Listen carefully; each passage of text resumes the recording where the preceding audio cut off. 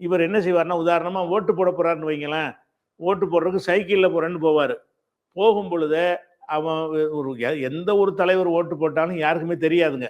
அந்த ஓட்டு போடுற பூத்துல நிருபர்கள் நின்று கவர் பண்ணி அத அனுப்புவாங்களே தவிர, அத வந்து பெரிய கூட்டத்த அழைச்சுக்கிட்டு போய் என்ன செய்ய மாட்டாங்க, ஓட்டு போட மாட்டாங்க. இவர் ஓட்டு போட போனா என்ன செய்வார்ன்னா, சைக்கிள்ல போறதாக எல்லா கிளைகளுக்கும் சுற்றறிக்கை அனுப்பிருவாரு.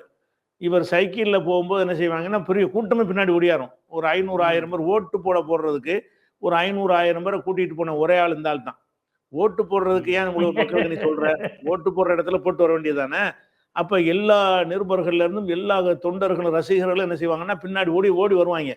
எனக்கு பின்னாடி வெளிய நான் நடந்தாலே கூட்டம் எவ்வளோ வருதுன்னு காட்டணும். இப்படிங்கிற ஒரு தன்மை இருக்குது.